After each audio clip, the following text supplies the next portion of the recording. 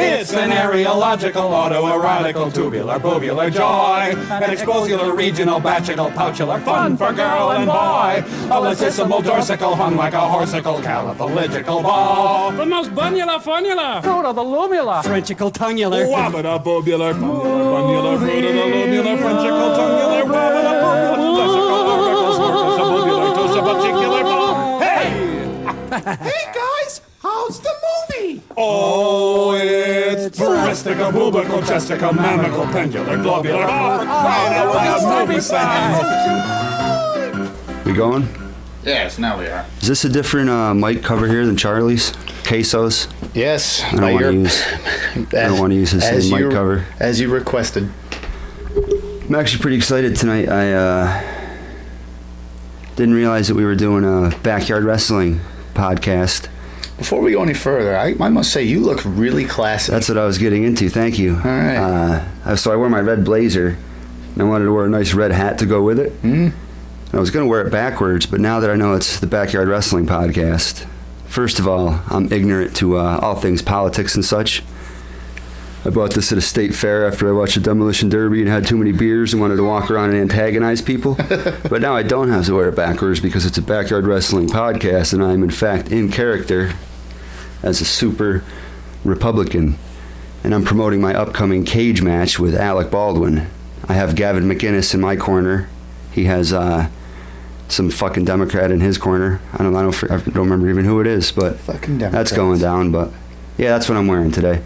Oh, I guess and I'm match. Republican as well. We match. Wow. You're a firefighter. That means you're a good American. That means you're goddamn Democrats. So, backyard wrestling. What do you got? Why don't you start us off? Well, let's begin at the beginning. At least my beginning for backyard wrestling. Well, this goes way back. You and I, before, to put it in time perspective, you were born in 1984 and I was born in 1985, just so when we say what grades we're in and such, people get an idea for what year it was and what kind of wrestling was going on at that time, etc. When I was a kid, like we're talking like 6 or 7, I had this giant frog stuffed animal, which is probably it's like 4.5 feet tall. I used to wrestle that, but it was a frog that had like human legs and arms. Like it didn't look like an actual frog. It looked like a person with a frog head. I used to wrestle that all the time back in my grandmother's backyard. You know, as I'd go to BC Video and I'd rent like fucking wrestling movies and shit like that and watch like WrestleMania 6 or whatever, Royal Rumble. So I did that for years. And then we fast forward to middle school, or what we in the Northeast call middle school. What do they call it? Something else in Canada? Something stupid? Yeah. It's like pre-high school. Medium school. Yeah, medium school. Shout out Canada. Sorry, I like Canada. Yeah. Well, just the whole country shout out. That's when NBK, he started running an mZw. Or no, it was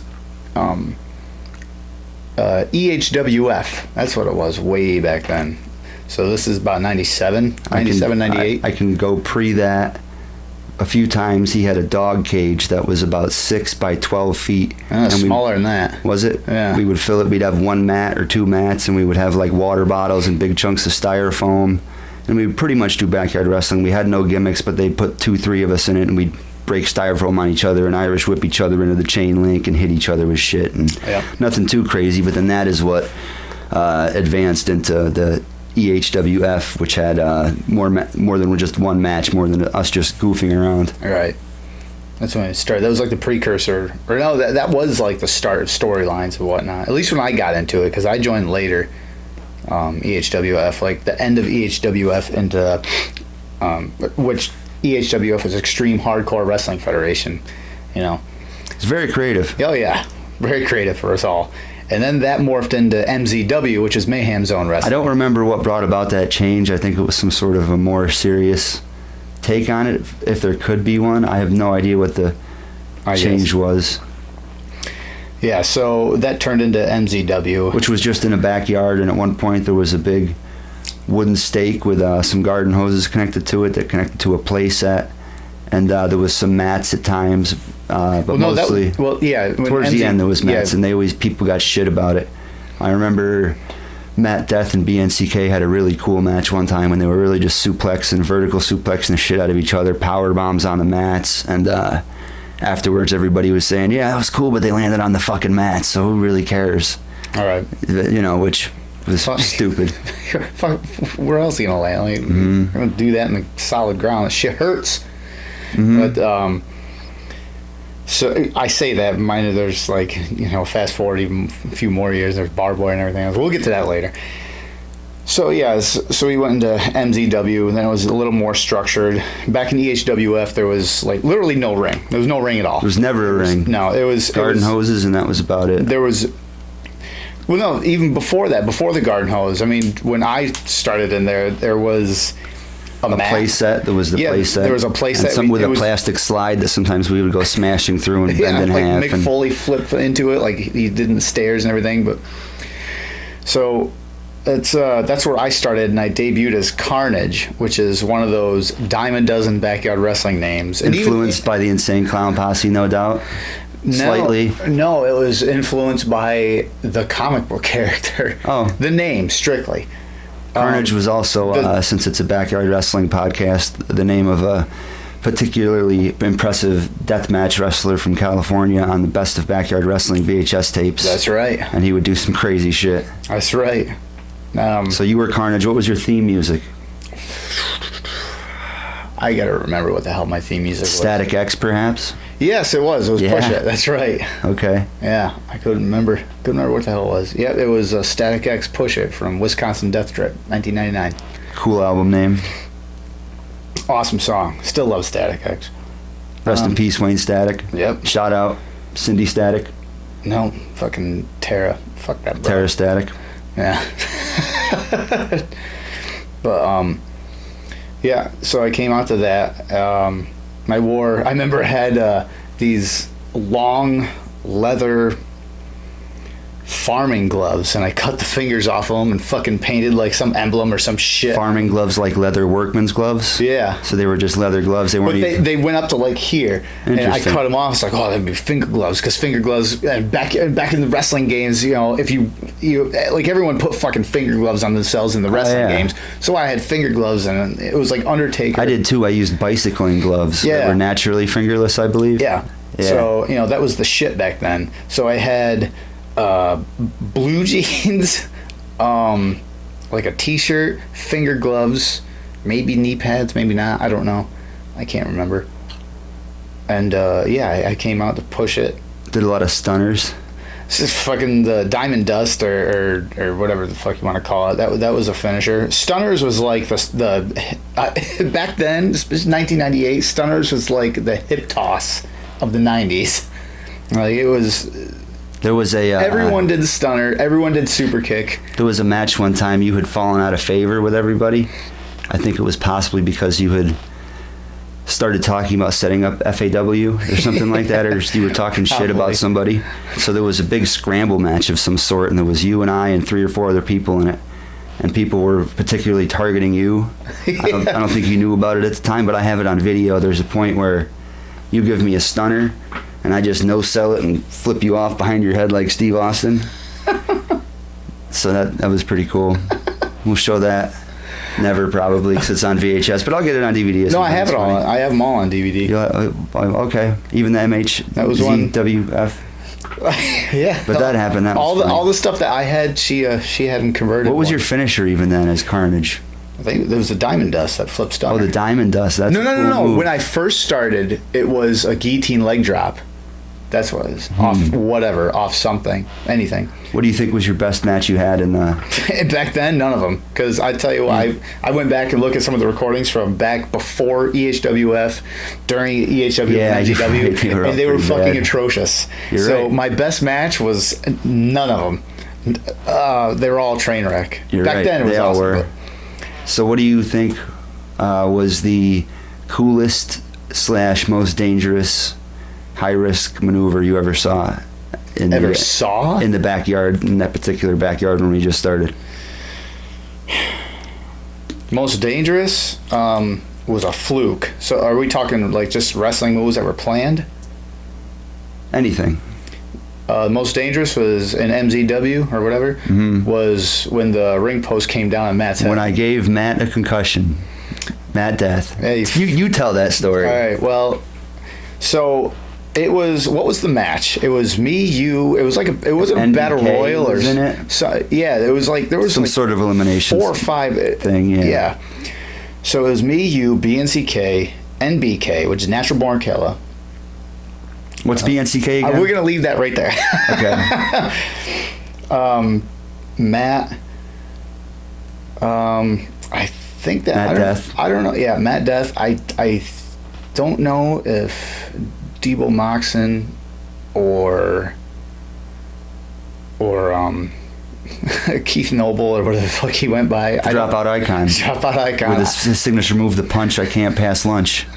That's right. So I don't know if they were in it, but for this story, it doesn't really matter. So during the match, it's like a scrambled match, and everyone's just all over the place. I'm in the corner facing, I think I was facing MBK in the corner, far corner of the ring, and Matt Death and BNCK are wrestling in the opposite corner, far corner. You take a steel chair and you whip it across the ring. Okay. I was trying to set up some sort of iron metal game board between 2 chairs to be hip tossed onto. Right. But the steel chairs I had gotten from the junkyard for free, and they were heavy duty, but they were compromised from being old and used a lot. So one of them Bent wouldn't set up. backwards or something, yeah. They were bent backwards. So one of them wouldn't set up properly. So I had my back to it, and I mule kicked it, and it flew about 5 feet backwards and hit the ring post. And the ring post was It's a 4x4. 4x4, and it was about 8 feet tall. Yeah. And it was pounded about a foot into the ground, probably. So nowhere near as much as it should have been. Should have been probably about 3.5 feet in the ground, but whatever. So yeah, so the 2 of the ring posts were like steady leaning at about 65-degree angle. So yeah, the chair goes across the ring, hits the ring pole on one side. The other side ring post comes down, and as it comes down, Matt Death is bent over, picking BNCK up. NBK. Yeah, maybe it was NBK. So he's picking him up. The ring post comes down, whacks him off the back of the head. Very now hard. it's got the post has torque on it from the ring ropes because they weren't on super tight, but tight enough. And it's a square post, so there's square edges on it. So it's got torque on it, and the ring ropes pull the thing down. It comes down, hits the back of his head, and just fucking completely knocks Matt, not out cold laying on the ground, but he didn't know a fucking idea where he was and what was going on. On camera, you see him crawling over to me. I didn't see anything that happened. So I turn around, and he calls it, he goes, eliminate me. He goes, pin me. I didn't see anything that happened. And I'm like, that's not good. Like, nobody's going to fucking believe this. Like, he was billed as a monster back then, and I was a high flyer. I'm not going to just schoolboy roll up a monster and pin him. Looks stupid. So I pick him up, start hitting him in the head.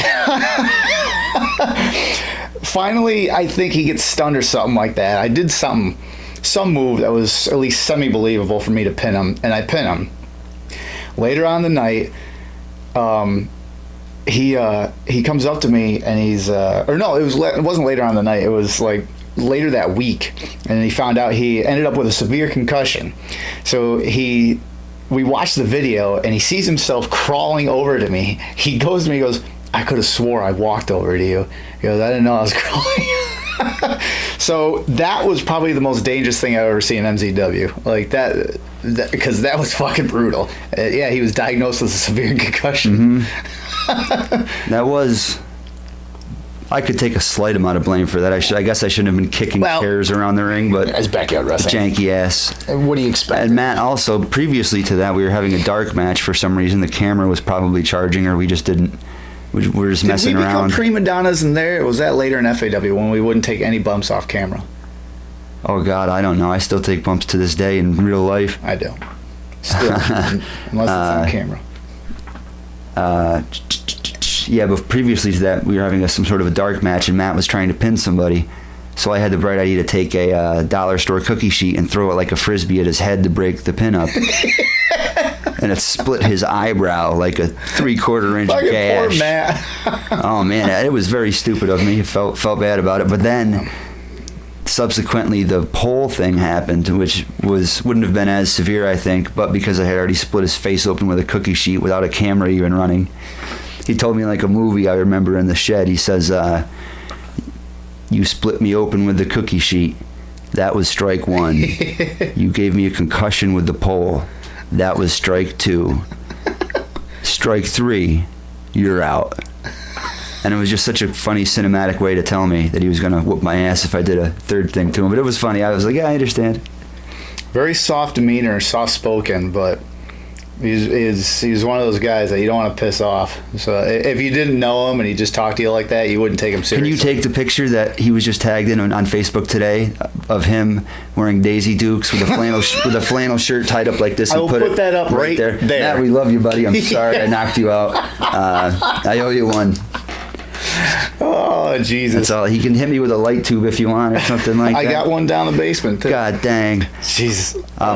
Speaking of light tubes, and Matt, my worst injury there was Yes, I know. Oh, no, that was someone else. one night on a pre-alcohol, caffeine-fueled rampage. NBK and Matt Death and I decided to walk to the grocery store, which was a short distance down the road, and take a detour and break into the bus garage because we had previously spotted a bundle of light tubes in there. So we hopped a rusty fence, and I remember as we did it, I took my sweatshirt and threw it over the fence, and the top of the fence was all rust, flaky metal. And I did it, and NBK says, "Why did you do that?" And I'm like, "So they can't get my fingerprints off of the top of the fence." Like the cops with dust for fingerprints. On a rusty rust. So we go in there, and we had an obscene amount of light tubes. We had at least one box of a dozen 10-foot light tubes and probably at least 2 boxes of at least 24 or 4-foot light tubes. So we just had this shitty, no-ring, crappy backyard match, but with just an abundance of light tubes. And just started out with a flurry of getting hit in the head and everything, and just, it was pretty cool. So I took a light tube, half of one, I think, and laid it across NBK's chest, and I gave it a karate chop with my wrist. I remember that. I remember exactly, because you pull your tits and you start doing this and start pulling glass out of your hand. I cut a vein in my wrist, and I pulled it up, and it was bleeding horribly. BNCK was on camera, and he goes, "Dude, that's not cool." And I go, "Yeah, it's plenty fucking cool." And he goes, "No, dude, seriously, that's not cool." Yeah. And then I think the camera cut because I had to bundle my whole wrist up with my flannel shirt, which was literally 3/4 soaked in blood. I could see a piece of the vein sticking out. I'm going to try to show it to the camera here. This was years and years ago, so it's maybe not as visible. Probably not visible at all, but right above my finger. Right above his finger. Right there, you can see it. Yeah, there it is. I'm far away from the microphone. That's probably not even audible, but yeah, bled an insane amount, and I didn't do anything about it. I just threw a Band-Aid over it, and I went to sleep, and it was literally a gaping wound in my wrist, and I woke up, and it was just full of yellow body filling. It was just full of pus or something, and I didn't bleed to death, and clearly it doesn't hurt. It never hurts, but that I literally slit my wrist on a light tube in like the freaking 6th grade or whatever the hell we were in, 7th grade. That was 7th or 8th grade, I think. Or no, that might have been 8th or 9th. And we also have Keith Noble getting Matt Death hitting Keith Noble with the Steve Blackman-esque combo using plastic PVC pipes and cracking him in the nose, and he cried. Somebody always has to cry in backyard wrestling. That was excellent. What are other memories from... the craziest thing I saw was we somehow obtained a load of tables, legitimate folding tables that were broken and had no legs. So we had a stack of about 6 of them. And they set... You know what I'm going to do before you go? Mm-hmm. I got... All right. We'll put the old... For this... Even better. This is the mZw, or what was... It's not the mZw world title, or what we used for, but I tried to get a hold of that, but I couldn't get it. Couldn't get it off Debo. It's not just a coincidence that it's similar to the ECW heavyweight title. No. But that's the one we use for MZW. Oh, you might go ahead. So they set up a table, a legitimate table with no legs, between two steel chairs above the ground. Steel chairs are they're not as high off of the ground as table legs, and Debo Moxon fell off the top of this play set. Now this was a play set with the plastic wavy slide, so he was at least 10 feet in the air, no exaggeration. Off the top? Yeah, and just totally fell sideways and landed shoulder first right through it. That was really awesome to see in the in those backyard days. The violent stuff, we did a lot of light tube stuff. Aside from that, probably not any barbed wire, no thumbtacks. I wanted to do thumbtacks towards the end, but I never got the chance to. What about injuries? What injuries did we see? Not many back then, because we sucked. I say not a lot of injuries in MZW. Not that. I mean, with the concussion, the broken nose or whatever nose, cuts and shit like that. But that was normal. I think that's more or less it. Like, I don't remember anything major. I used to pick up NBK, who was significantly smaller than me, in a sidewalk slam, and I would walk along the seat of a picnic table about 2 or 3 steps and then sit out and land sitting at the table but slam him on top of it. Right. One time I slipped in the rain and dropped him back first on the edge of the top of the table. That was unfortunate. Another time he DDT'd me.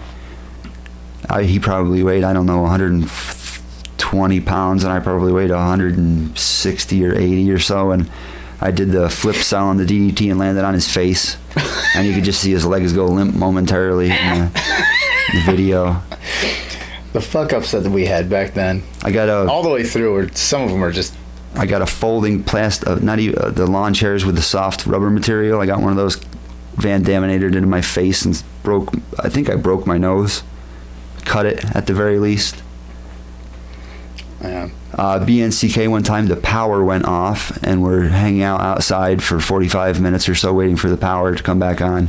And we're in the garage, and there's 4 of us standing underneath a bare light bulb that's lighting the entire garage, which would otherwise be pitch black.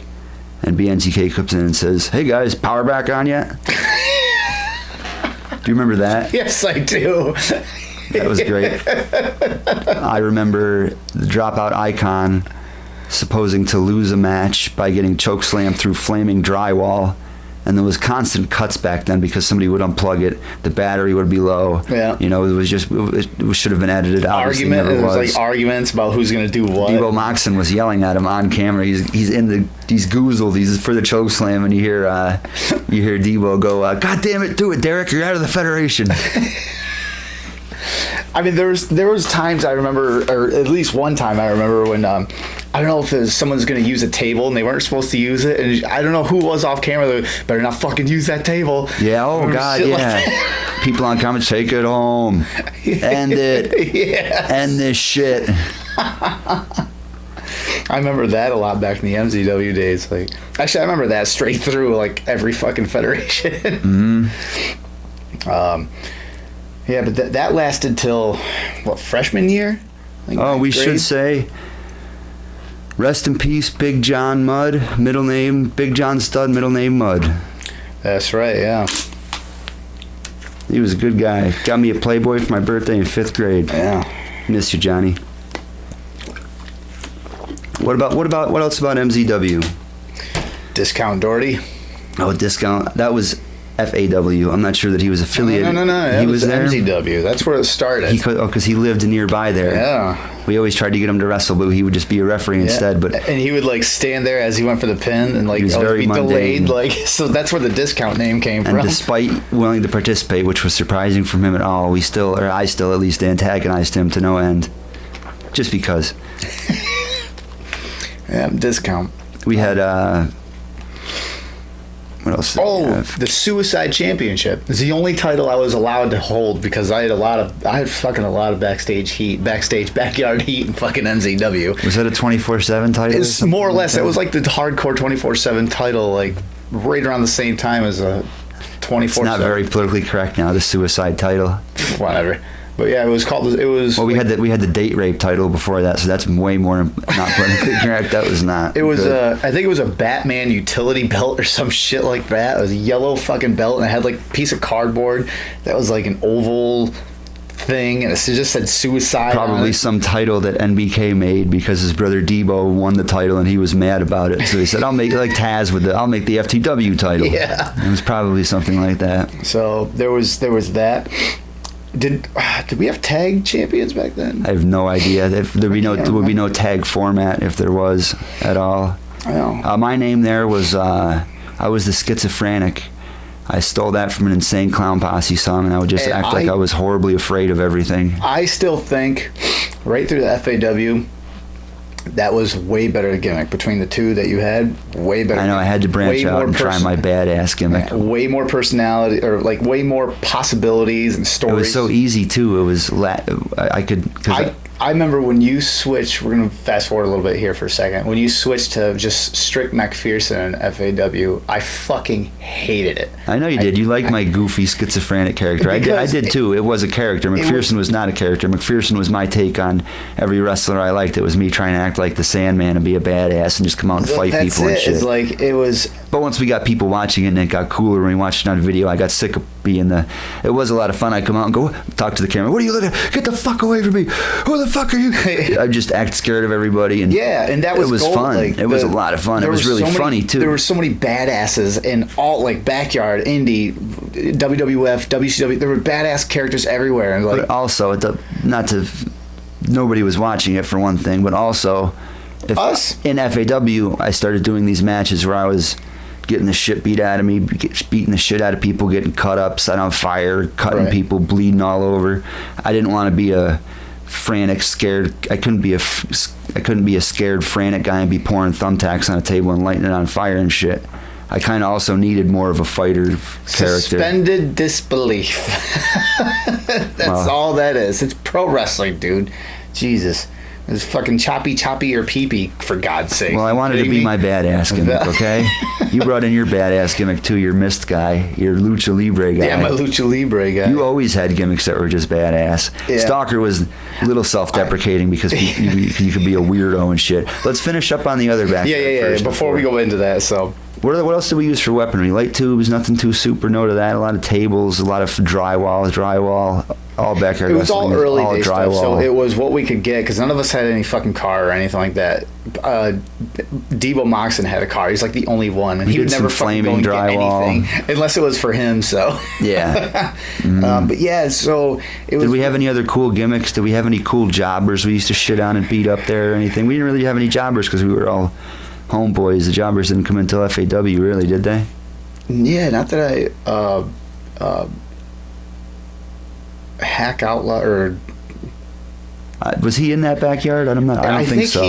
He was there briefly. Really? At the very end, he was. I think he was. I don't know if he's Vladimir the Lion. Dangerous Danny D'Souza. Yes, Dangerous Danny D'Souza. I know he had like 3 different names, but that's the one I think he was in mZw.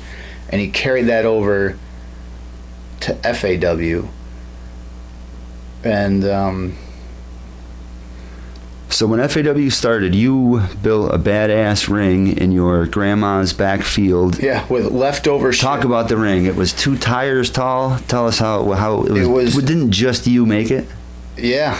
Okay. It was me. I helped a little bit of help from, I think, you, and I think actually that was the only person. It was you. No, maybe Matt.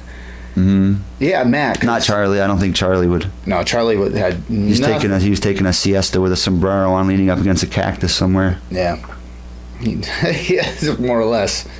Yeah, I think it was you and Matt, because at that time, like, everyone had a falling out with MBK. I think, if I remember, it was years ago. I just over wrestling. Maybe, I don't know. I just remember, like, right before. All right, so it was a brand split. It wasn't even a brand split. Yeah, they went right out of business, and FAW started up. It was. I don't think mZw went from like 99 to 2000. I think FAW Fatal Alliance Wrestling. I think your first show marked the. I don't think we ever went back to I don't think anybody ever went back to the other backyard. Well, my original idea was like I pulled an AEW like 18 years before AEW was a thing. It's like I didn't want to compete or anything like that with mZw. I wanted to do joint shows, like work. But you had a dope ring. You have to tell us about the ring too. I didn't mean to sidetrack you. Well, I'll get there. I wanted to work side by side, like with mZw, and like have like dual titles. And But who's gonna want to go wrestle in the mud and jump off a play set when there's a ring? Well, whatever. So And MBK's mom won't yell at us for breaking glass. yeah, this is at my nice grandmother's lady. house. She's a nice lady. She got rid of she tore down, had the front porch of her house rebuilt. So I took all that extra wood. I said, just hold on to it. I'll use it. So I made a ring that was 10 by 10, I think. I think it was about 9 by 9 or 10 by 10. Very small ring. Big enough for us, but it was a small ring. It was about a foot. Yeah, I'd say about a foot off the ground. It was enough for 2 tires. So maybe a little more than a foot underneath. Originally, the ring didn't have any tires under it. It was actually a cinder block, and the only spring in it was really the bounce of the plywood on top of the cross beams. So yeah, I made this ring, had hose, garden hose for ring ropes. And we had hose too. Yeah, we had hose. No, we didn't have any hose.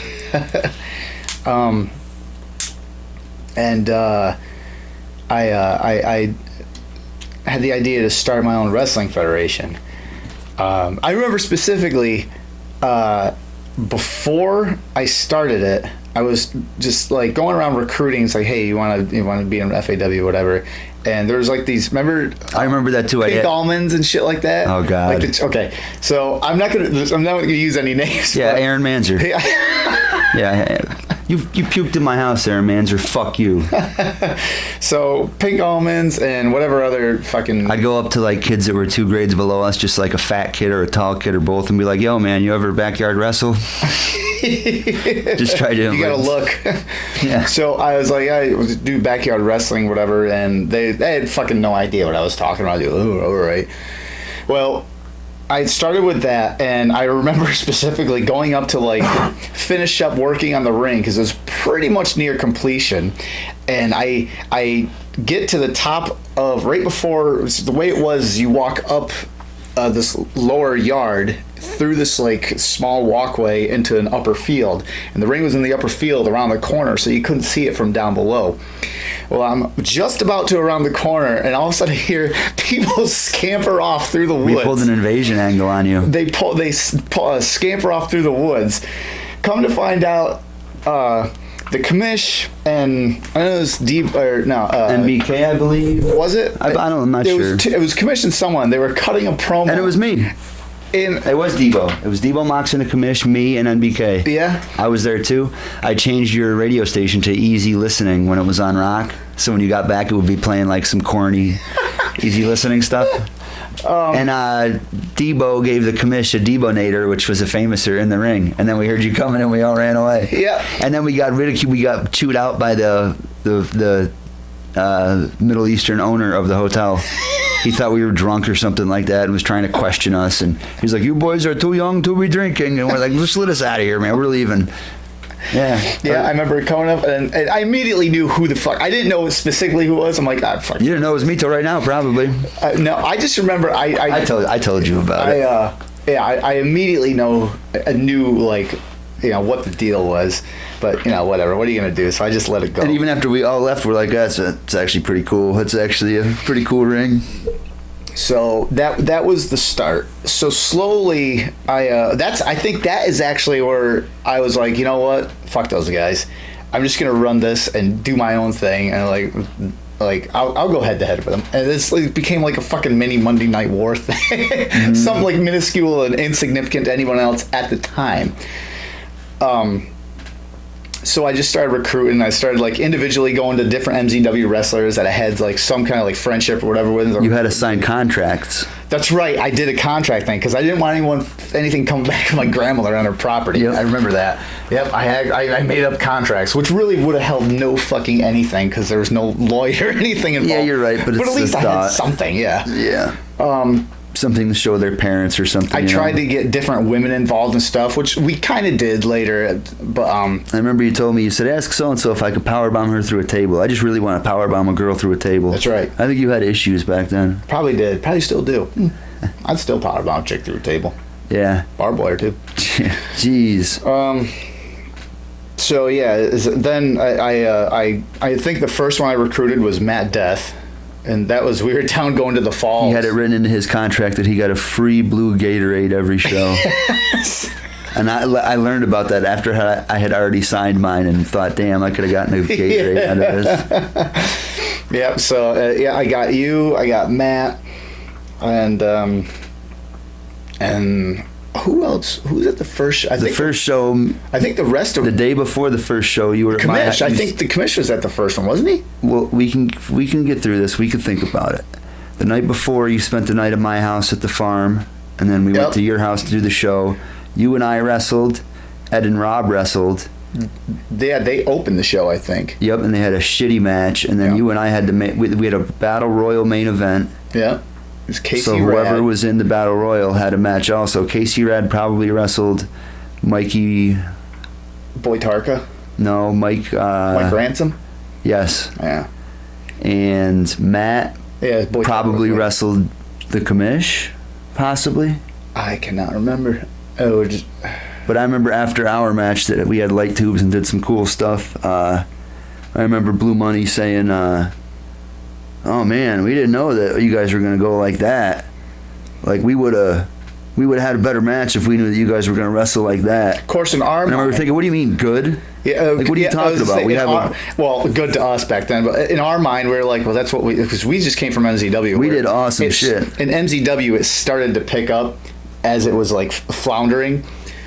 So we did in our mind, we were doing the same thing, and I guess I was going all out. I did a lot more shit. Well, I remember the night before, I apologized to you. Like, it was like, listen, if I hit you hard, I'm apologize right now. We did the BJPW spot. You jumped off the top with a light tube, and I swung and bashed one in your stomach in midair while you were outstretched in the air. We took light tubes to the head.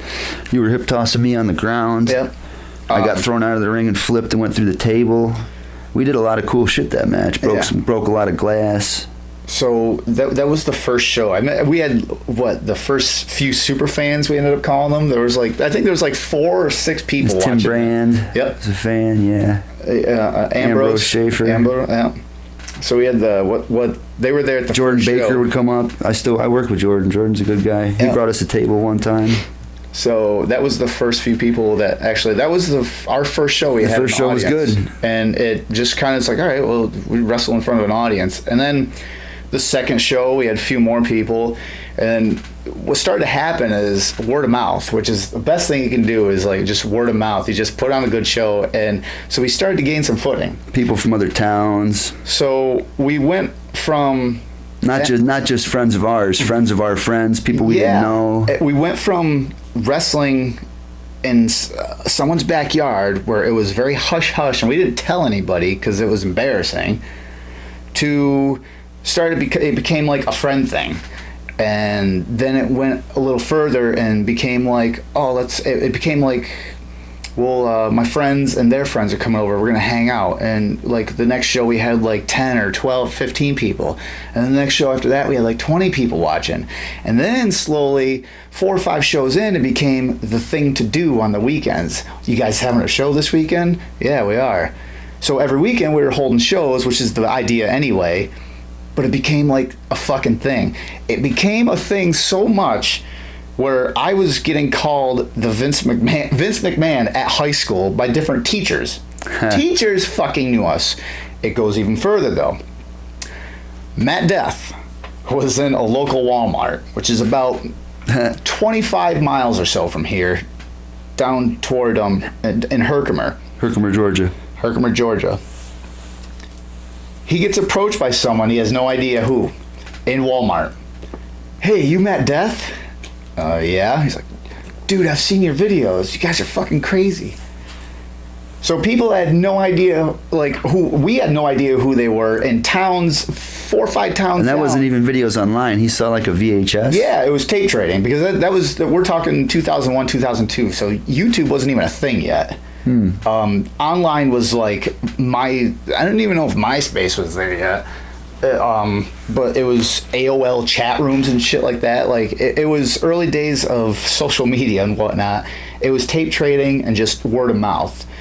Our biggest show was the sixth show. We had a band, right? Yeah, we had one show that we had a live band play at, like theme songs and shit like that. Friends of ours, like Shout out Mike Hayes. shout out Mike Hayes. They came. Joe Kramer, rest in peace. They came and yeah, who knows. I haven't heard anything from him. They're like, oh man, well, they came to watch the shows anyway, and then one of the times they actually approached me like, hey, you mind if we come like jam out? I'm like, fuck yeah, absolutely. It's just even better. So they played theme songs for some of the wrestlers and shit like that come out too. And you know what's cool is his father, who was a local cop for a long time, would go to the shows and watch us. He'd watch us at the shows. Mind you, we have stop signs, fucking Mind you, we have underage drinking, marijuana use, drinking. we're drunk. Yeah, stop signs and everything, all sorts of street signs, speed limit signs, all this fucking crazy. A Dollar General shopping cart. Stolen signage. Yeah, $250 fine each. Yep. We had all this shit. But yeah, everyone would go and watch the shows. I think it was our sixth or seventh show. We had our seventh, I think. The largest crowd. We had fucking 70 or 75 people there watching. Fucking cars were all down my grandmother's driveway, which is a big wraparound driveway. Down along the road, the main road. You remember the main event of that show? No, was it I was so hurt because I was getting fucked up from all these death matches. I got dropped from a real nasty angle slam on my shoulder and my head, and I think bruised or broke 2 of my ribs. So you gave me a week off, but there was so many people there that I couldn't take the week off. I borrowed the white Jamaican.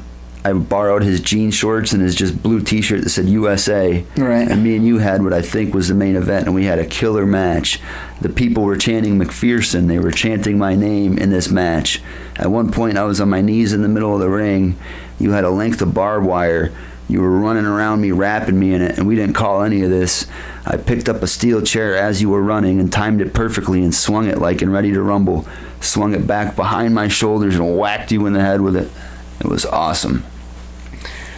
I'd like to see that match again. Good luck finding it. I have no idea who does any of these. I've got a handful of them. So yeah, we got pretty fucking, for a local anyway, we got fucking big. Way bigger than I ever anticipated. And your mom threatened to shut us down? Yeah. And she improperly heard that we were going to charge for tickets or something like that? Or did she just not want people to get hurt? Or? I don't know. You don't know because you said some Paul Heyman shit, and we're like, listen guys, we're about to get a TV deal, don't worry about my mom, she did this. The video game's coming out soon. It's what I really felt like, is like a fucking mini Paul Heyman, Vince McMahon, like running this shit. It was a blast. But yeah, it was intended to be just like pretty much the same as mZw, just at my house. And it turned. How many shows do you think we had? 15 or 16? 20 something. Yeah. 24. And you were the 25. stalker, and then you went. It was over 2 years. We had it for 2 summers. What do you think is your favorite, the best match you had in FAW? It all depends. Technical, it was either with Brian or BNCK. Is that the one where you did a flip through all the entrance and cut the lights out, and you got busted in the head with a light tube and were bleeding all over, and you laid him on a barbed wire board and did a swanton off my hood and put him through it? Or was that a different one? Because that was a different show. That was awesome. I think that might be my favorite match of yours. The one with NBK was good when you were missed. I think probably my best matches were with Matt Death, because we wrestled each other so many times way before backyard wrestling, and just I've wrestled him so many matches. Like, it was so easy. You guys would do the thing where you would lock your arms together and he would flip you over his back and you would land on your feet, and you had a lot of predetermined revert. I remember even wrestling when you guys came over to my house at the farm one time. The 3 of us were messing around. wrestling in the hay bales and you guys were doing that, flipping each other over each other's backs and shit. And I was thinking like, wow, these guys spent some time learning how to do that. Yeah. So that makes sense. That your best matches were with him. Yeah, my solid like technical matches were with him. Yeah. Because both of us would pretty much use weapons at the same rate. Like it wasn't our focus, but it was definitely kind of like the frosting on the cake kind of deal. Mm-hmm. So you're saying you're like RVD and he's like Jerry Lynn is what you're telling me? Is that your craft like giant Jerry Lynn? Yeah, you're giant Jerry Lynn. Your craft is amazing enough that you don't actually need weapons to put on a 10 out of 10 match, but you use them as different martial arts tools to enhance the moves that you guys are doing. I guess. Martial arts. You're telling me that you and Matt Death are Rick Flair and Steamboat. That's right. That's what you're telling me? Yeah. Okay, I believe it. Probably my hardest hitting matches was with BNCK. Absolutely. I've been rocked so many times by him. Sometimes like I remember one specific power bomb I got from him. Jesus, he almost killed me with a power bomb. Where he power bombed me and I landed on my upper shoulders and neck. That happened to me. Flipped up, and the first thing I did when I flipped up, because when I went down, I kind of like sold it too much, and he like whipped me down. It was way too much, and it was like the spin was way too much, and I flipped up, and the first thing I did was like I hit the ground, and I moved my arms and my legs. I'm like, okay, I can move everything.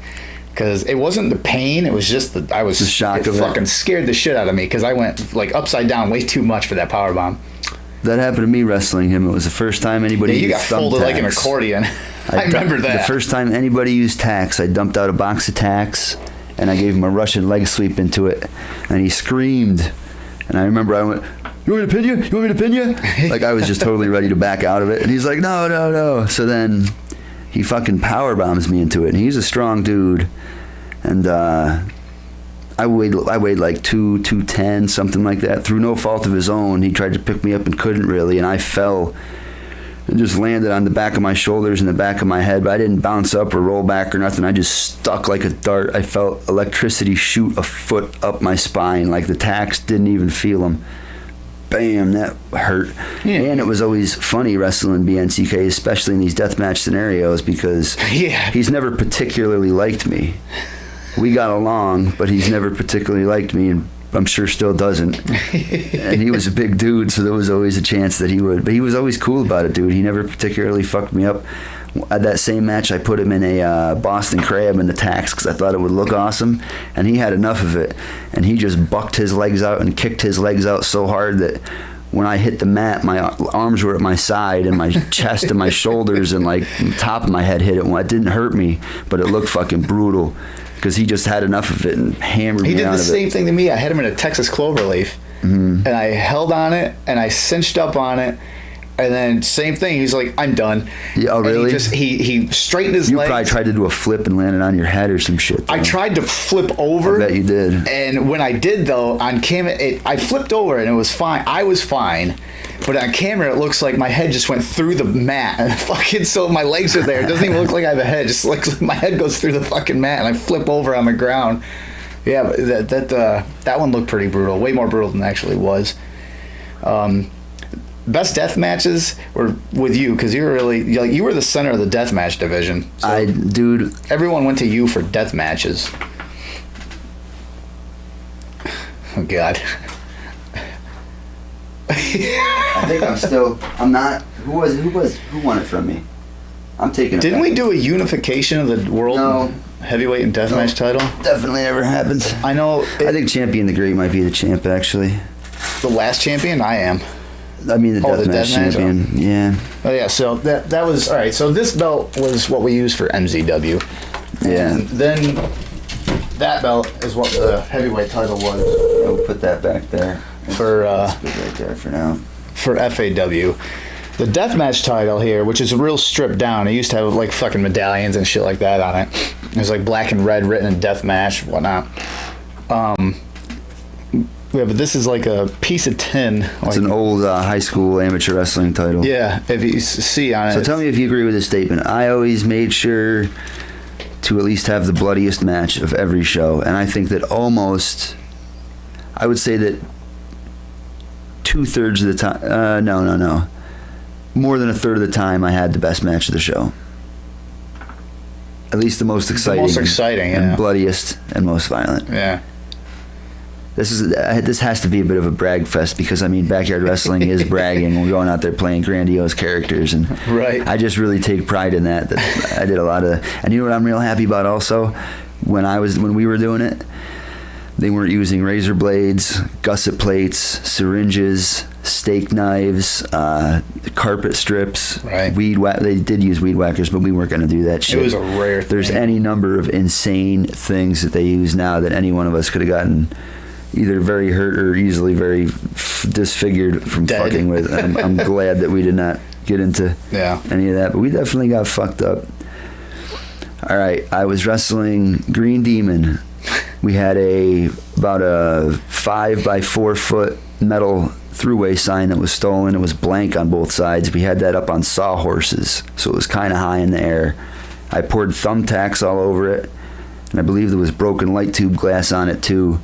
Doused it in gasoline, set it on fire so it's fucking blazing. Grabbed Green Demon by the neck, go to pick him up to choke slam him. He doesn't jump. He sandbags you. Typical Green Demon. Slam him down on it pretty hard still. The back of his shoulders hit. He bounces off of it. Whatever. I don't know what happens. Kick him a couple times. We fight for a couple minutes.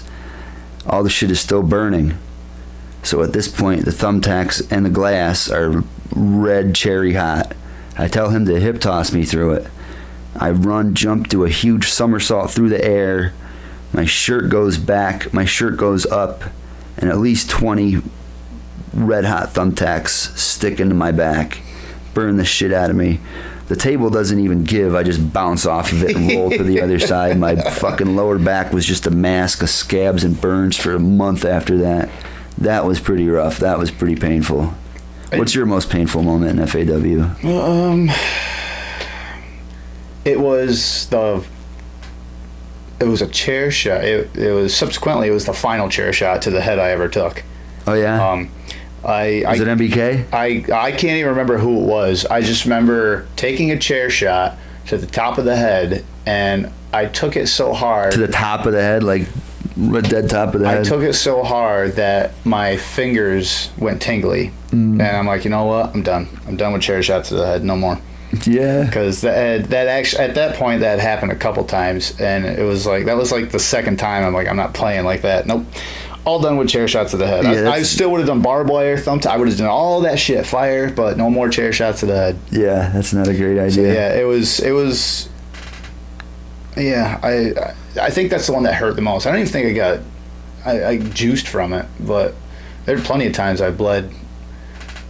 Tons of blood all over me. Yeah. Mostly from my back, shoulders, arms. I think I got a lot of cuts. I did get a lot of cuts on my head, like on the top of my head and shit from light tubes. I'm also glad I was fat and self-conscious back then, so I wouldn't go like shirtless and get smashed with light tubes and shit. I'd probably be all cut up and shit. I just got my elbows a bit, and I got cuts on my head and face. That's actually where most of my, because later I went from the first show I wore like your typical like stalker-esque kind of thing, right? Like the black sweater and the black sweatpants. Yep.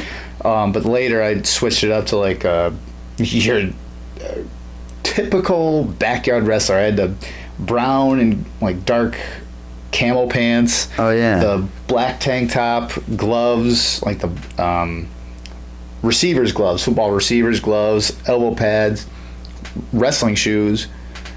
That was more typical of like a henchman in like Commando or some shit like that. So I had that was my gear later on. That wasn't bad. It was the 90s. Everybody wore camo. Give the guy a break. So yeah, that was FAW. That was the first season. That was all the first season was phenomenal. Oh, I don't even remember it as seasons. We wrestled like spring and summer into fall, and then we took the winter obviously off. We didn't do anything in the winter. And the following year, 2002, that spring summer, we wrestled through the summer, but we didn't wrestle really into the fall. It just kind of floundered. Toward the end of it, the weather got shitty and a lot of people didn't want to go. Well, it wasn't that. People wouldn't show up. We'd be low on talent sometimes. It became work. Like, it went from being fun, like all us friends doing shit together and having a good time, but into the second season, somewhere it just became work to me. Like, the week before the show, I'm like, fuck, I gotta write, like, storylines, figure out what the hell's going on, like, and all the fun was gone. And then we had, like, different wrestlers in there. It's like, I didn't care for, like... Like who? Name names. Let's shit on some people. Meatloaf. What was his real name? Meatloaf I like just because, like, he was... Meatloaf was about a 6 foot tall dude. He was over 300 pounds. He was shaped like a road cone. He had long, greasy black hair. Shaped like a road cone. It was like Patrick Starfish without arms. I heard a story. It was legitimized by a lot of people that he was caught jerking off in the band room at... yes, I do remember that story. At Fonda High School. Yeah. So we started calling him Beatloaf instead of Meatloaf. It was Chains of Misery. Chains of Misery. He was a big dude. He remember he what the fuck was his name though? His actual name that he went by. Was he Chains of Misery? I seem to remember him with chains on his wrists, hitting somebody with them. Was it Iron Fist and Chains of Misery? No, I remember. No, he was Chains of Misery because I learned years later. When I got big into Iron Maiden, that's an Iron Maiden song, and it pissed me off. I was like, oh, that guy sucks. Yeah, but what was the other guy's name that came there with him? He had like the short hair and a beard, I think. Do you remember when he gave Ed like a fucking Tazplex right on his head? Yeah. Just gave like a half Nelson right on top, and Ed afterwards like, oh, it didn't hurt even. Like, well, you could have been paralyzed, man. That looked pretty rough. You were pushing me to have like a deathmatch feud with that guy, and I was like, well, I guess. I said, he's not German suplexing me. He's not powerbombing me. I'm not taking any bumps for him. I'll hit him with shit, but I'm hitting him first, and if he hits me back hard, I'm hitting him real hard. Yeah. No, we had like a Squirrel, Clemens. What the fuck was... Sean Clemens, he missed one of my biggest bumps ever just because he was dicking around on camera and he had that focus. The one where he came out and like he swung like a fucking street sign, like edge first at someone, like... that was... Like, what the fuck are you doing? That was Corey as the gay jobber, and he was in a match that broke down because it was just so bad that people... Oh no, Clemens, I don't know if Clemens did it. It was Clemens and him, and they had a real bad match. No, he took the sign and he chucked it like right between his legs. Like, it fell down like an axe, and the edge of it went like sing and just caught him in the dick, and you could see he stops and grabs his dick and like stumbles back. BNCK at one point runs up. You know when Farva hucks the fire extinguisher at the guy in the end, the Super Troopers? Yes. BNCK like did that. He ran up with a full-size computer monitor and hucked it in the ring. We're like, whoa. Like, what the fuck you did? It like missed him by like half a foot. That was hilarious. Yeah, like shit like that. It was like, we shit on those jobbers a lot too. Yeah, we did. Some of them, like, if me and Ed had a really good death match. Some of the guys that were pretty good, we'd call up and have good matches with, but we had a lot of crazy throwaway matches. Rob and Ed, we gave a lot of good matches. You mean Green? You mean no? Rob Goodstill, Blue Money and Green Demon, and Ed Gushue, Gushue. Yeah, Rob and Ed. Social Security 058. We had a lot of good matches with them, only because they were. Yeah. Like, I was good friends with them. Like, they were cool. They were cool. Yeah. Because they were there right from the beginning, and they held on right through the entire thing. So a lot of props for them for that, because even those guys went through. There was a group of us. They brought us a ton of jobbers, dude. Yes, they did. Mikey Ransom was a cool kid. They brought him. You work with our roster was about 24, 25 deep at one point. Yeah, and I was 3 or 4 of them. And that's not including alter egos, because I had 2 alter egos, and but.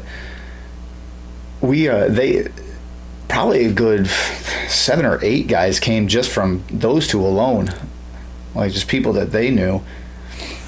But eventually it became work, and I didn't even care anymore. Like I didn't want to do it anymore because it just wasn't fun.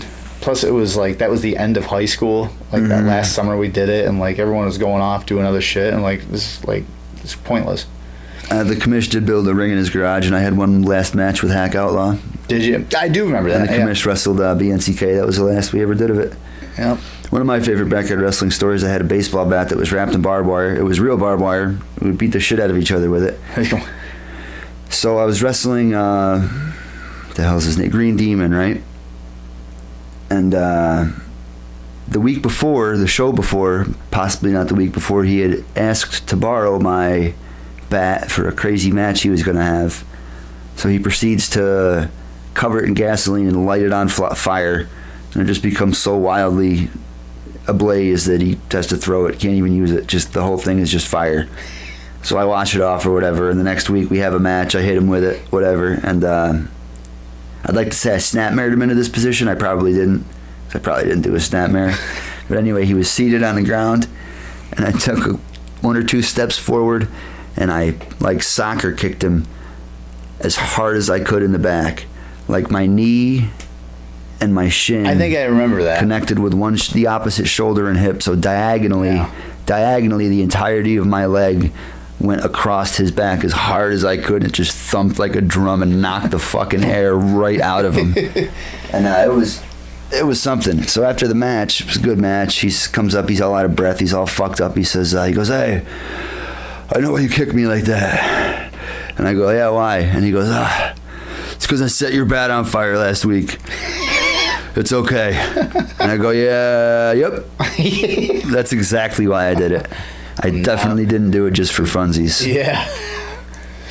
So let's talk about the gay jobber. The gay jobber, that was something I invented in another time. And what it turned into. Not in the 2019, we couldn't have the gay jobber today. It'd be hurtful to people. It'd have to be the pansy job. That's the Nancy jobber or something. Yeah. But anyway, I just put on a mask that hid my face and ran around frantically. And it was one of those. It was like Halloween black masks, like the face black, covering mask. Yeah, mesh, so you could see out but couldn't see in. It was like that, cheap dollar store, Rite Aid, Walgreens mask.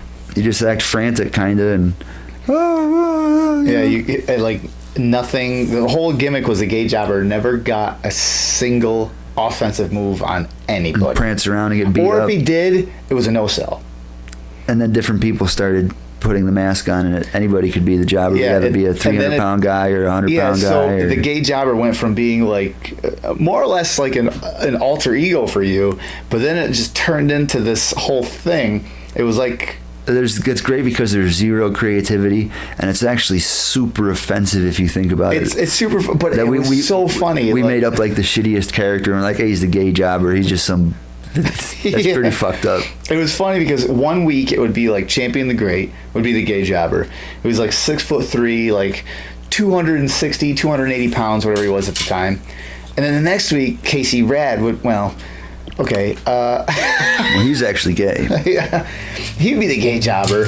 And he was 5'7", about 135. Soaking wet. And we would 135 soaking wet in men's jizz. Yeah. And we would play it off like it's the same person. So what do you mean? Like, we wouldn't even make mention that it was a completely different body shape. I'm sure that's been done, but nothing comes to mind of anybody doing that. No, but it was just funny having it done. Deonward did it with their DJ for a while, but that was just a few years ago. You remember when Death was a gay jobber and he got he got hit down and his shirt flew up and you see Matt's like it's just his name, Hellacious Demon or something. It says Matt Death or some shit like that. He spelled it wrong. He made his own that was T-shirt. On the back. He had a shiny T-shirt that looked kind of like spandex. It was blue. It was just a blue. Was T-shirt. it? I thought it was kind of shiny. It was sport material. Wasn't it? It wasn't. He had one of those, but it wasn't. Okay. This was the blue T-shirt. So he cut the sleeves into tassels and put iron-on print lettering on the back that said the Hellacious Demon, but he had the C. He forgot the C,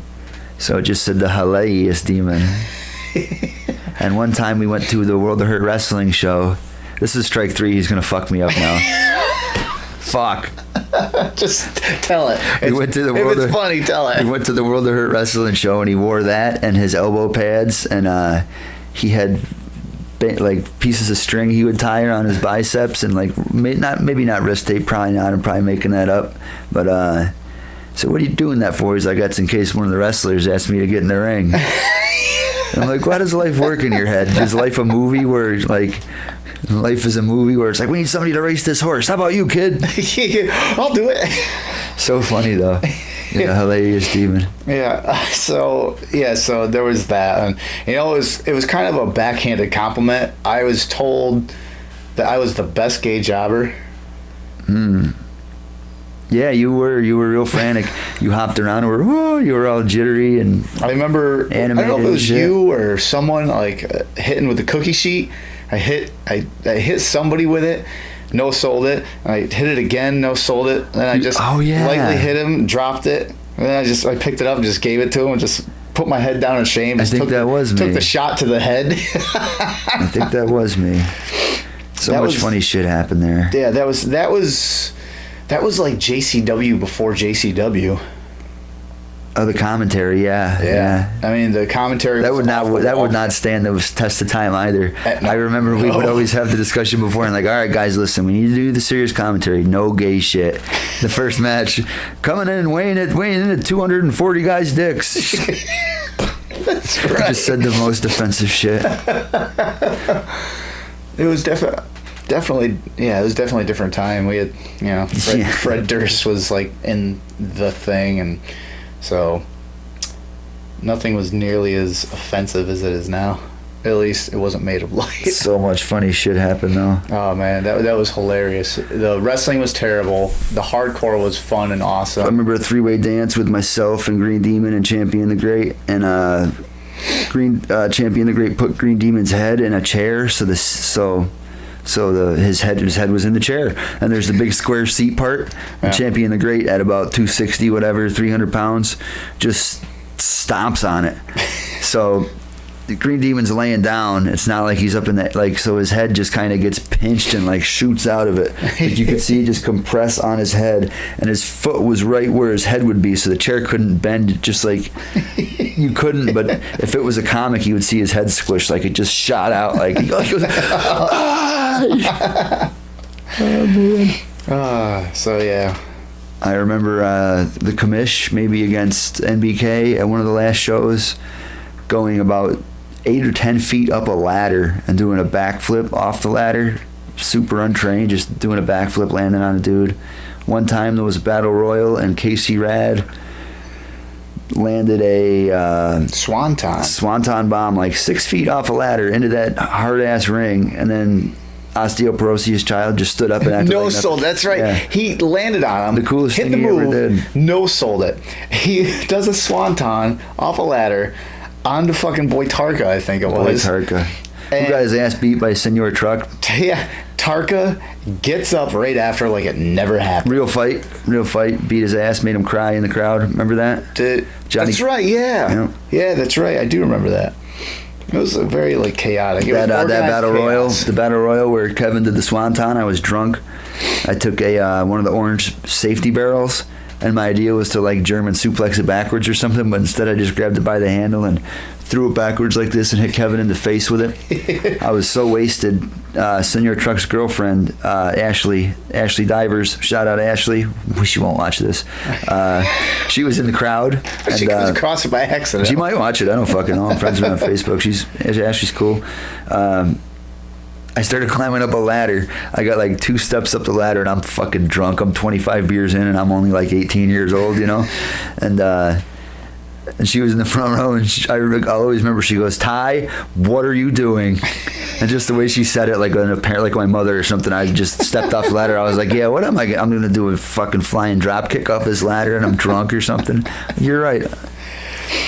Yeah, so we were YardTards. Yep. That was awesome, though.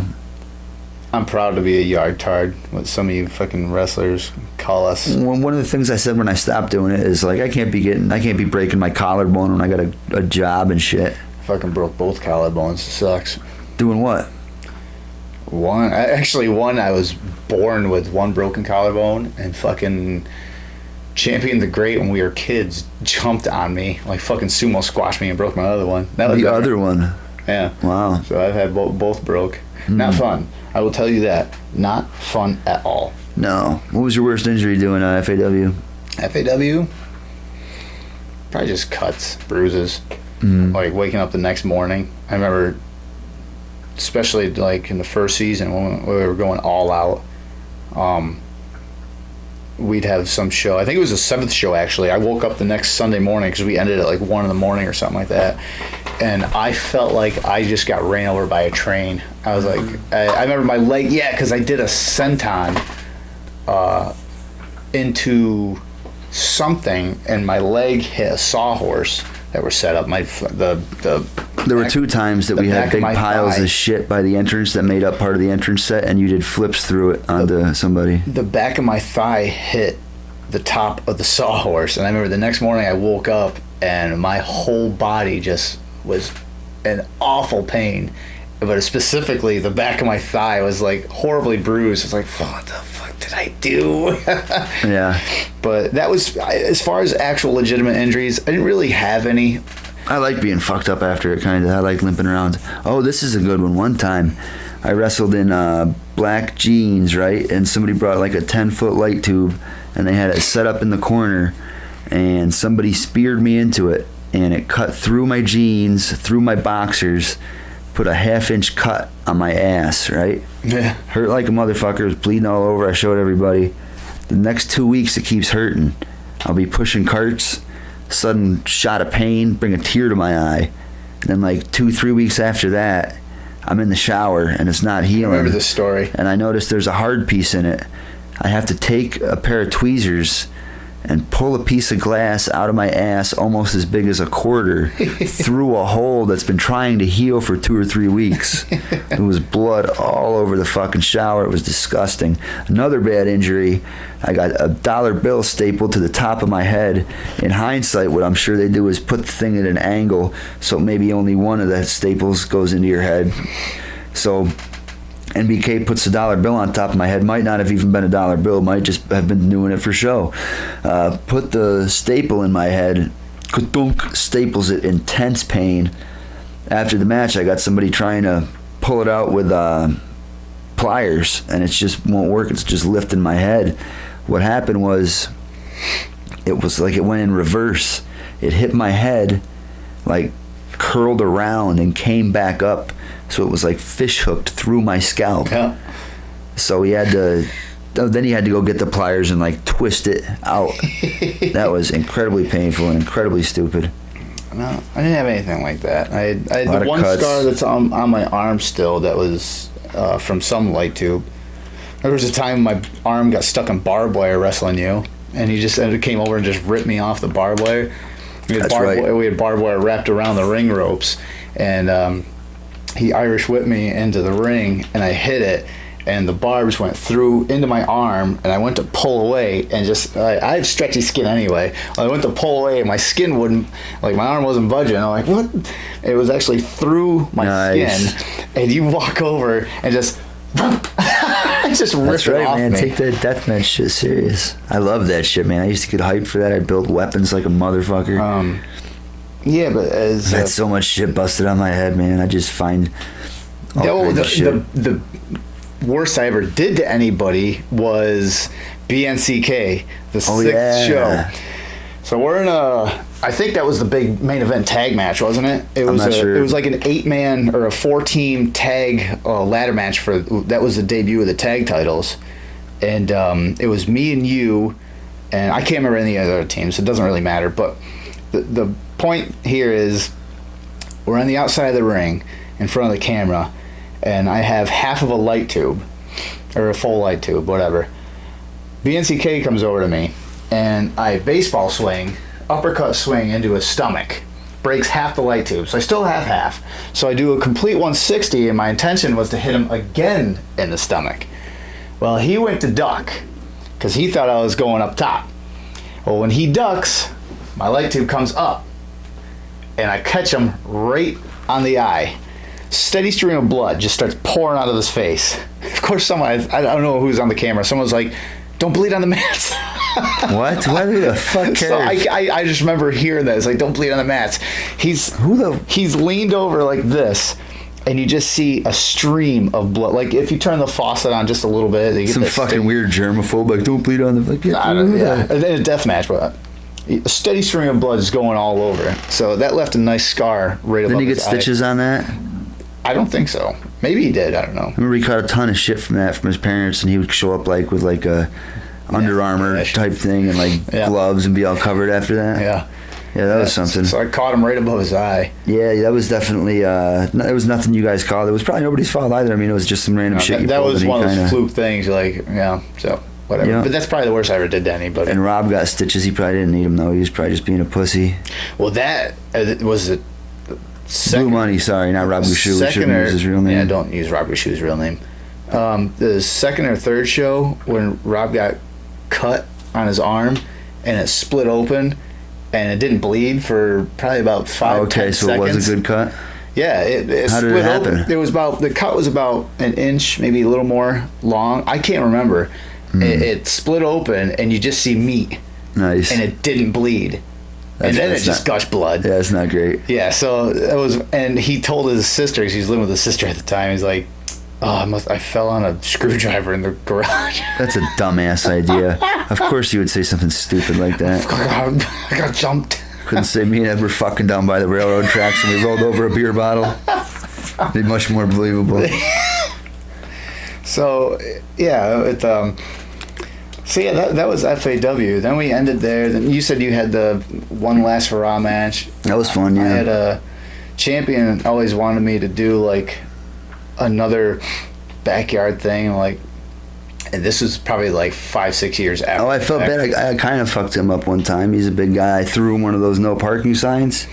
Like I wasn't gonna do a Van Damme in, I guess I was gonna kick it into his face or something. He probably didn't know what I was doing. Probably he should have known I was gonna kick him. So I threw it at him and he just kind of held it like this, and I just fucking kicked it and it cracked him right in the nose and split his nose. He probably had the most charisma of everyone. Yeah. The entire roster. He had a lot of charisma. Shout out CTG. Yeah. I haven't talked to him in a while, but I need a little break. I'll talk to him again. Breaking story here, personal story. Oh God. Just need a break. Need my space, you know. They were dating, probably fuck dating. I don't know. No. Doesn't matter. It does matter. Maybe it matters. Shout out Val Venus. Yeah, so that was the backyard wrestling days. They were fun. Oh, there's more to it. There's definitely more stories to it than that. Remember when me and There CTG? are so many fucking stories. Remember when me and CTG fucked up Meatloaf? No. We're gonna have this dope match, right? And Meatloaf doesn't have a match, and we say, "Hey, buddy, you can be in our match." So it's the three of Vaguely, us. I think I remember that. That was like, what, the 6th or 7th? I have no idea what number the show was. I never go with dates like that. But I had a wet floor sign, and it was elimination. That's right, because you knocked him off and then just went right back to the CTG had about 10 quarter-inch dowel rods all taped together, and as soon as the match started, we just started beating the fuck out of him with these things, whipped him, then threw him out of the ring. Me and him mixed it up a little bit, didn't trade anything. He got back, and then we hit him another 20 fucking times, threw him in barbed wire and pinned him. Then we had a sick match. Like, it was like 2 matches, and he didn't have a word to say about it. We literally had a 5-minute match with him where we hit him about 40 times with weapons, threw him in barbed wire, pinned him, gave him 0 moves, and then had our own match. And he was like, yeah, like, cool, whatever. Maybe he thought, do you think he was taking it super seriously? And he's like, that's how you pay your dues. Maybe. I don't know. That was super fun, though. Why that's kind of fucked up, too. That guy never really did anything. We just kind of picked on him because he was... We were in high school. We were all fucking jackasses and assholes. Yeah, that's true. Like, I just said this many times. If I could go back and meet me back then, I would have whooped my ass so bad. I would have just kicked the ever-living shit out of me. Remember we spit on that one kid every day because he was from Portugal? Well, you did. You have the Portuguese I still have a thing. problem with the Portuguese. Not a big problem, but I don't know. You don't even think they're human. The fuck are you talking about? It's not that I don't think they're human. I feel like they're people from the 18th century. Like I think they're not as evolved as we are. Like they're like 1,000 years behind. You know. They eat the shells when they eat clams. You know, over there. They grind them up. So I can't keep a straight face during that. Fucking animals. What's your favorite match from FAW that you weren't in? That I wasn't in? Yeah.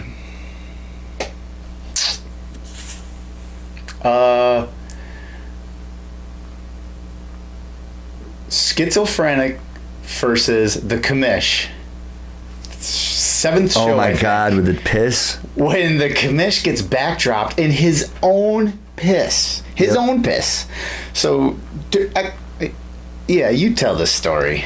If you remember it. You remember? Didn't he I remember this story. I think he wanted to do that spot, but nobody would do it with him. Maybe. I don't know if he wanted to get backdropping his own piss. It must have been because he did it, and whatever. But Yeah, he did. So during the match, you guys are tussling around. You're in the ring. He goes outside of the ring. Nobody really. I don't think he called it. He called this spot with you. I think you might have been the only one. Yeah. You two might have been the only ones that know this. Oh my god. He goes on the outside That's of the awesome. ring. Nobody knows what's going on or what he's doing. He pulls a baking pan out. It was, pizza pan. Turns his back to the camera. Unzips his pants, or fucking he wore sweatpants. You know he didn't have zippers. Whatever. Pisses in the pan. Proceeds to pick it up. Brings it in starts to bring it in the ring. That's even, I'm usually quiet, like it's bleeding and everything. Even now I'm like, don't fucking bring that in the ring because I have to wrestle there after. Brings it out in front of the camera on the outside of the ring. Puts it on the ground. You come outside the ring. They go to set up for what had to have been the first and only offensive backdrop I've ever seen. I think I have seen one since then, actually. I don't know. I've never seen one. So he goes to offensive backdrop No, I invented that. I did the offensive backdrop. Oh yeah, that's right. Yeah. You did. That's right, because he ended up in it. So you offensive backdrop him into his own piss.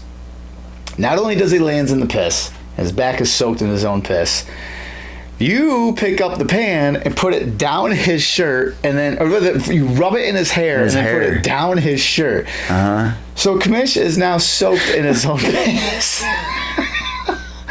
That, I don't know about the greatest match, but that was probably the most memorable spot. That was awesome. The history of. I didn't take into consideration that we had to finish the match and he'd be covered in piss. And I think he also took the tray and rubbed it on me later on. Probably. Yeah. He said nobody would do it, though. I think he wanted to do it to somebody, and then I said, no, I'll do it to you, though. It was all shock value, and it worked. Yeah, that was great. Because everyone was like, oh, God. The piss spot. You can forget the piss spot. That was good. That was good. I remember that. I will never. That was one of those things I'll never forget. What else? I had a no-rope barbed wire match with NBK, and I pushed him through the one thing of the barbed wire, and he almost cut his nipple in half. Then I hit him with a light tube, and he got cut just perfectly to bleed all over, but he panicked about it and called the match quick. Because he didn't really know where the cut was. He wasn't able to identify the cut. He just saw a massive amount of blood. Right. I think it was just a small cut in his hairline or something, but I did a no-rope barbed wire match, bro, so I'm pretty hardcore. I'm a deathmatch guy for sure.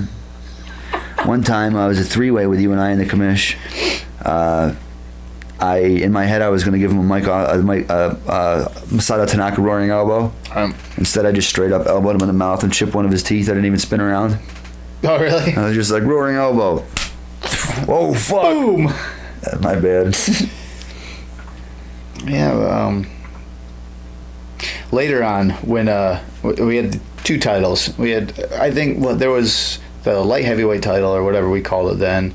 There were other belts that we had debuted, but the main titles, tag titles, which are still in there, the main titles we had were the world, or the heavyweight, and the death match. And the death match had this huge following. That really became like the focus title of the whole organization. That was the best title. I was the champion the most times. Definitely the best title. What I wanted to do, I was like, you know what? I was just going to eventually merge the two, keep this as the belt, and just have it by deathmatch rules. And that would have been the title. Just both I never won the world title, did I? I don't think so. I probably didn't want to.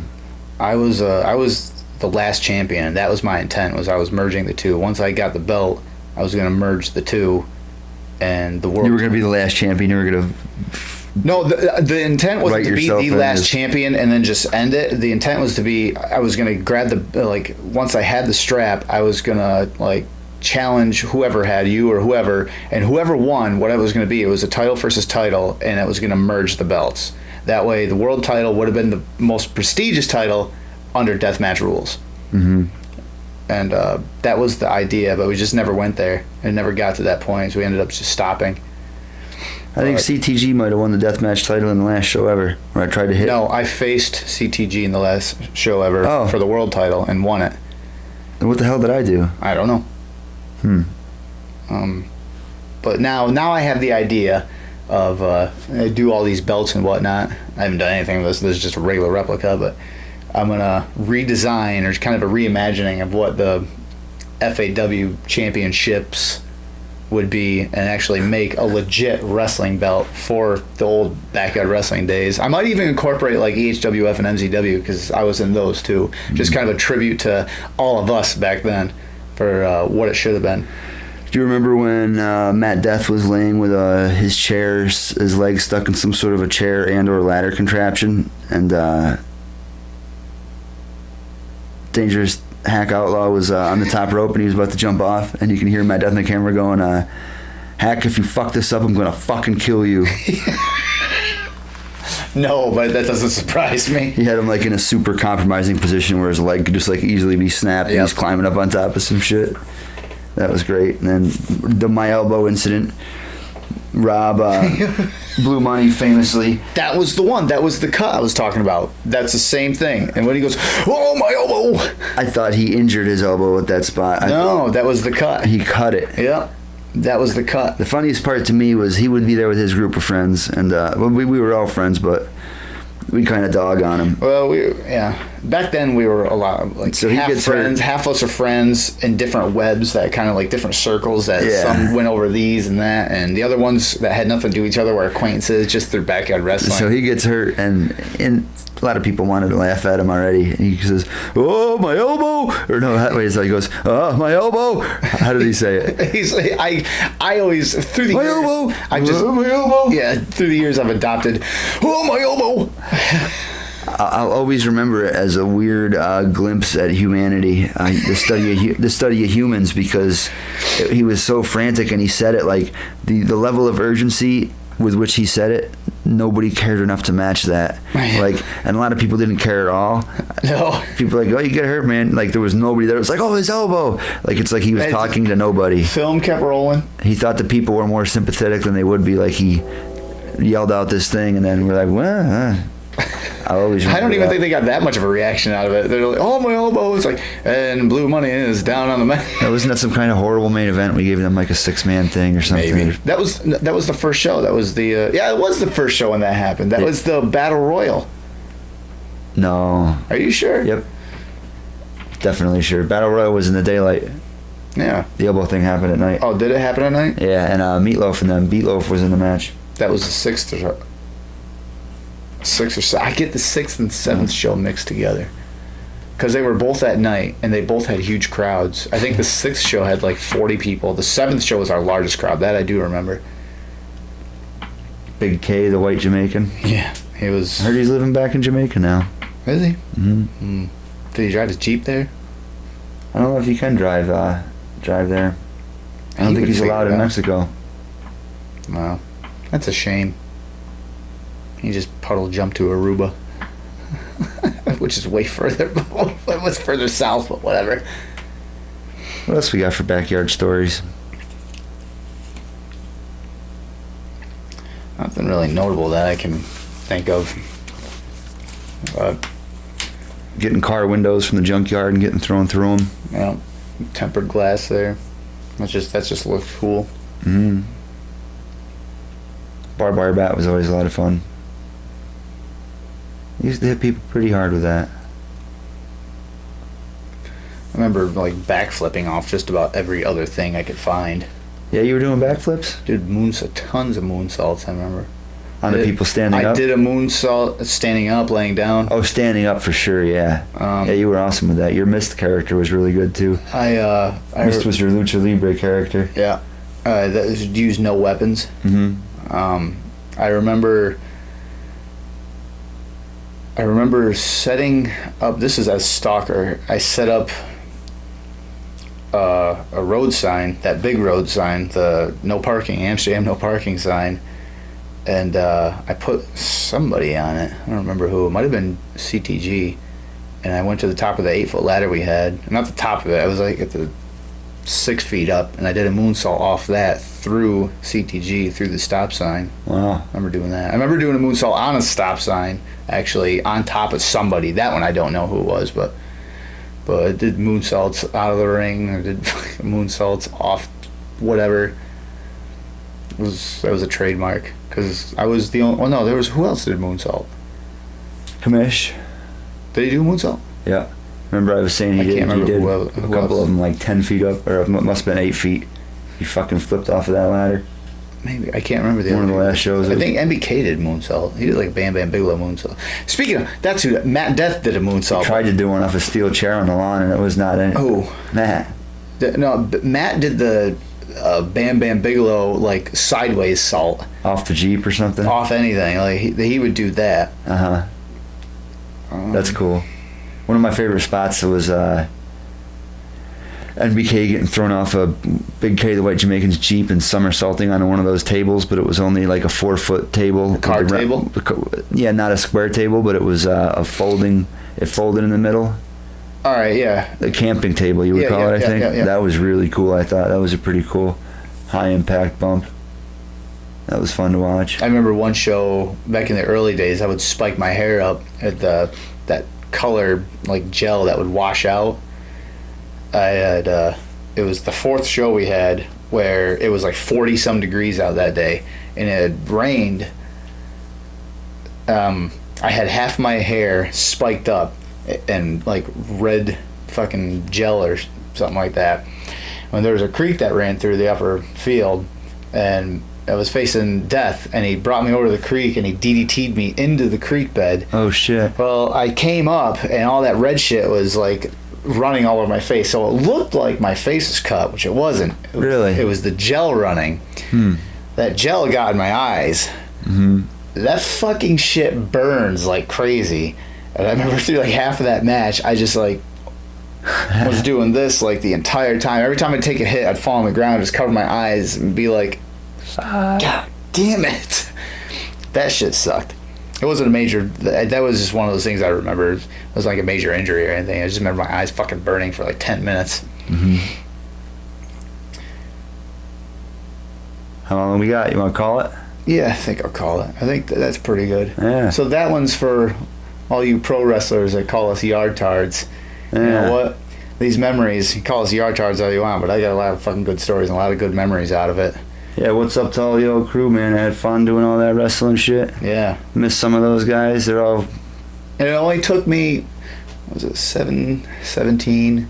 Took me 15 years after the fact to actually get in a pro wrestling ring and do a seminar with Robbie E. and them. And I got a compliment from them, too. He asked me if I had done this before, if I was already trained. That's for the Dynasty episode, though. I said no. But, yeah, I did it. I got in the ring. All right, that's the next episode, man. Dynasty? Miss a lot of you guys. Don't call me. I don't miss any of you. Cheers. Good Call memories. I don't miss you. I quit, by the way. No, you don't. No, I don't. Yeah, you do. You're fired. Deathmatch champ. Best ever. Come get some. Shit. The champion's back up. Blow to the stomach. What? Probably in there. Door. What's going on here? High risk. Oh, he caught him. Took him. Oh, they collapsed down on the ground. Both men said crash and the guy by the high risk maneuver. Oh, kicks him right in the stomach. What's he going for now? They're revolving on this high risk maneuvers. Oh, huge tornado DDT. This could. What's he going for?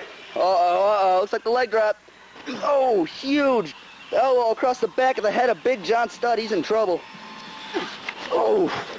I don't know if that was low or not. Looked pretty low to me. Can he get him up? Can Big John Studd overpower the Natural Born Killer? Oh, Jesus. He's got a lot of power.